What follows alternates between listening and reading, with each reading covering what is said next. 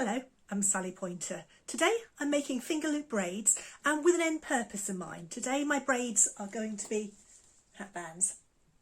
The pattern I'm doing today comes from a 15th century braiding manual and I really recommend this book. It's absolutely fantastic. It's got all the information you need to make these braids successfully. I'll just give you a very quick glimpse. If you're not used to reading braid patterns, they can look quite complicated at first. So what I'm going to do is break this particular braid down step by step for you and we'll see how we get on. In terms of materials, something about the thickness of embroidery cotton is good. I'm using a pure silk today. I was lucky enough a few years ago to be able to stock up on these lovely cones of really nice heavy silk that does split down into finer strands. But something of about embroidery silk weight is great for practicing. And the most important thing when making a hatband is to ensure that your strands are long enough. Now, if you've done finger loop braiding before, you'll know that usually about that long, a natural fathom, as long as your arm span reaches, is about right. That's a comfortable length to work in. But that's only just going to be long enough to make a hatband. So stretch out as far as you can and then add 6 or 8 inches to the end. Once you cut one strand, you can use that to base the rest of them on. And for this particular pattern, I need 1 each of my contrast colours for the dots in the middle, and I'm going to need 4 strands of the main shade. So I shall set those up and then we'll start braiding. Now the first thing to do when setting up is to turn each of those strands into a loop. So put the cut ends together and just make a very, very simple overhand knot. Do that to each one of them. Try your hardest to make the knot the same distance from the end of the strand on each one. That really will make life a little bit easier when it comes to braiding. I'm working against a pale chair here, so hopefully you can see what's going on, but I will do some close-ups as we go along. Normally that's the cat's chair, but he's very kindly, haven't you, decamped to another chair while I'm braiding. You're a good boy. So this particular pattern calls for 6 loops in total. 4 in the main colour, which is the green, 2 in the contrast colours. And you need to set them up 2 green, 1 yellow, 2 green, 1 pink. If you remember though, when we cut them a little on the long side. So to make that easier, I'm going to bundle all of my strands together, keeping the tops pretty much at the same place. And because I know I'm going to want a tassel at the end, well, I don't need to work right to the very end of the braid. So if I put another overhand knot in roughly where the tassel's going to go, that is going to make life an awful lot easier when I come to do the braiding. And I'm going to anchor this, and I'm using a knitting needle wiggled through the throw of the sofa, just to give me something to anchor to. Once you're ready to start braiding, the easiest way to get everything set up in the right order is to give your fingers notations. So your first finger, your pointer finger, is A, middle finger is B, ring finger is C, little fingers are D.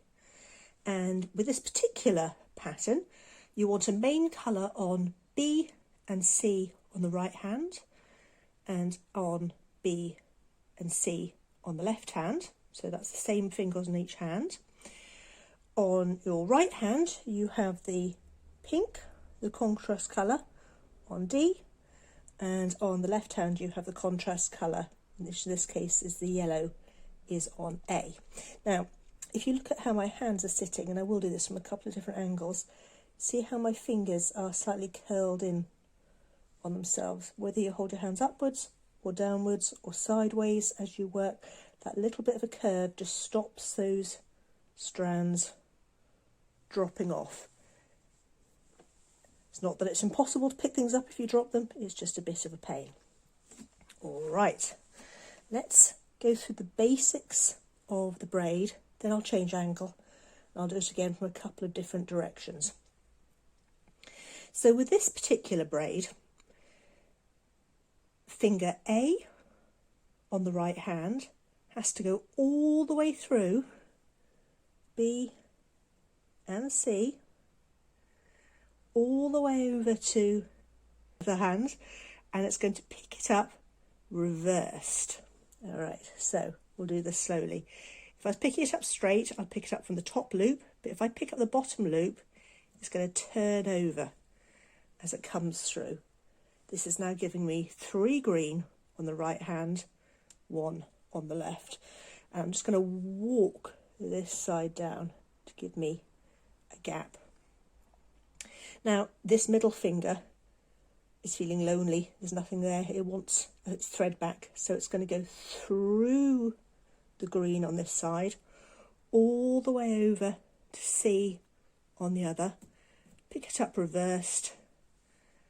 And I'm sort of back to square one, except I've got a spare finger here. So I need to walk down to tidy things up. Now, all that remains for this move are to deal with the yellow and the pink, which are going to make dots. And they need to swap places, but they need to swap places reversed. So I'm going to put the pink on the same finger as the yellow. Not going to quite take my finger out. I'm going to grab the bottom side of the yellow so that they swap places and reverse. And then I'm going to swing my hands out. I know they've gone off screen, to tighten things up. That's one move. Now, that sounds like a lot of steps, but it's really 3 if you don't count the walking down. So I'll do it again. First move is the right hand finger, A, goes all the way through B and C to take C on the other side reversed. That's stage 1. Then I'm going to walk this down. That finishes stage 1. Now, finger B on the left hand goes through C, picks up C reversed on the other side, fingers walk down. That's stage 2. Now the pink and yellow need to swap over. That goes all the way on, swap over, swing my hands out. I'll do this a couple more times from this angle, then I'll change camera angle and I'll talk you through it all over again.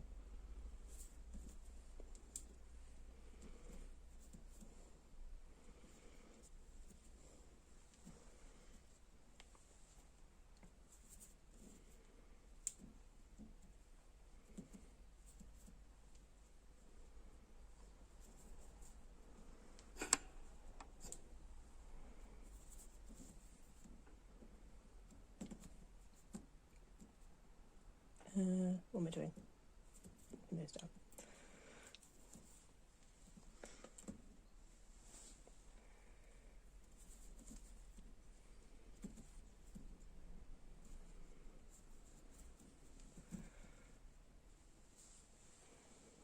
Okay, once more with directions and then I'll rearrange. So finger A goes all the way through B and C, takes C reversed, walk down. Finger B goes all the way through C, takes C reversed, walk down. Yellow and pink, swap over, reversed. At the end of the pass, tighten things up. So each set of sequences, and I'll talk you through them even though you can't see my hands off site, are stage 1, A through B and C to take C reversed, walking down. B through C to take C reversed, walking down. Pink and yellow, swap over, and then swinging the arms out to tighten up. That's one movement. Then you repeat everything lots and lots and lots. So right hand, left hand, A goes through B and C, takes C reversed, walk down 1, B goes through C, takes C reversed, walk down, give it a little straighten if you need to, pink and yellow, swap over reversing, swing the hands out.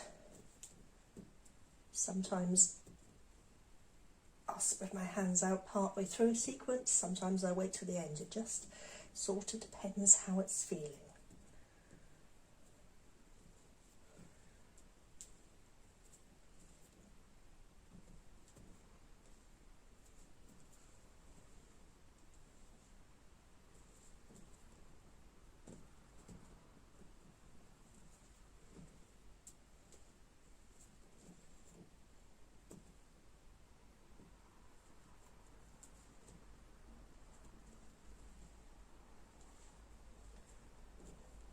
One of the things that often takes people a little while to remember to do when they're learning finger loop braiding is to remember to walk down those fingers. So making sure that everything gets returned to the fingers they should be on at the end of each pass. Now, I can't tell you how many camera angles I've tried to see if we can get this to really work. This is a particularly tricky one to film by yourself. Hopefully this one will be the charm. So we'll go back to the beginning again. Setup. On finger A on the left we have a contrast, then B and C has a main colour. B and C on the right hand has a main colour, D has a contrast. Keep those fingers hooked. Doesn't matter which way I turn my hands up, the notation stays the same. So on my right hand, finger A goes all the way through B and C to take C reversed from the other side. Doesn't matter if you need a little stretch to keep things under control, whatever works. Walk down. Finger B will go through C to take C reversed. Walk down, little tighten. And then I need to reverse the contrast colours. Tighten up, that's one move. A goes through B and C to take C reversed, walking down. B goes through C to take C reverse, walking down. Swap your contrast colours with a reverse.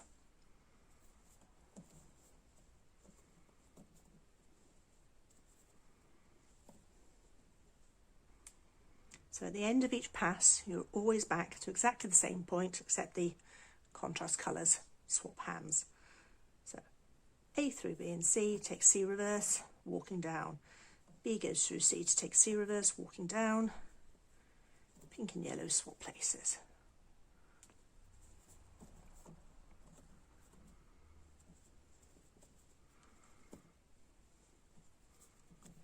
I'll keep doing this slowly just for a little bit longer,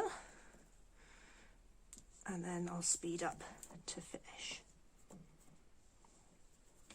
Now, if I haven't already mentioned it, and I might have done, this isn't necessarily the easiest braid for an absolute beginner. It's not that I don't think you're up to it, it's just that if you haven't done a braid with lots of reverses before, it can be a little tiny bit tricky to keep track of, and there are others that you don't really need to think about quite so hard.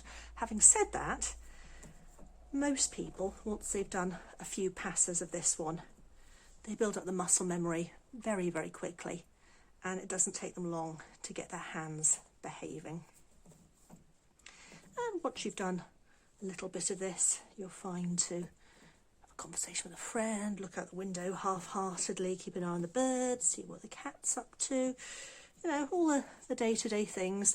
It's just quite hard to put your fingers down. You can, if you put things down very sensibly so things don't slide around and you can pick them up in the same order, but it's actually far better to commit to finishing your braid in one fell swoop, which is probably going to take maybe half an hour. Oops, wrong one. See, got to keep wits about you. The amount you need to tension will vary a little as you go through the braid. You do just have to feel your way through that. Now, if you want us to do an even longer braid again, at that point what you really need is a helper, because the main thing that's stopping you working any length you want is this ability to swing your arms apart to tighten up, which is why we had to be quite careful when we set up to make sure we had long enough to go around a head, but not so long that you couldn't work it by yourself. And if you had a friend doing the tightening for you. So really just beating into the gap to make sure that everything tensions up while you can work much longer pieces. But this is a comfortable working length for most people. Right, we're nearly there. So I will go back to talking you through it just in case you need a refresher. You've probably got it by now though. A goes through B and C to take C reversed, walking down. B goes through C to take C reversed, walking down. Swap with or a twist your contrast colour. So those reverses that lock everything together. Every time you have a reverse, you're putting a half twist into the structure of the braid itself, and that's going to lock it all together.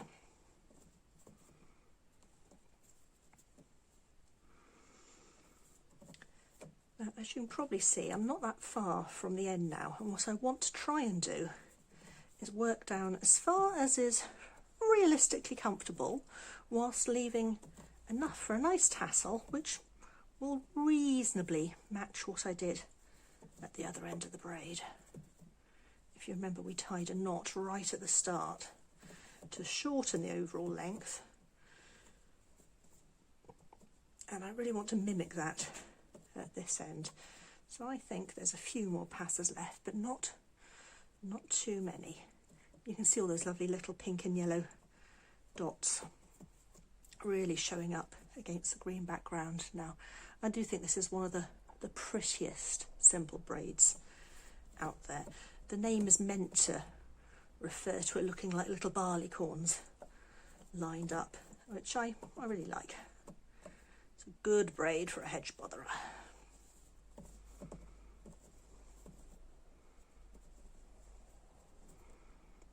I reckon 2 more passes.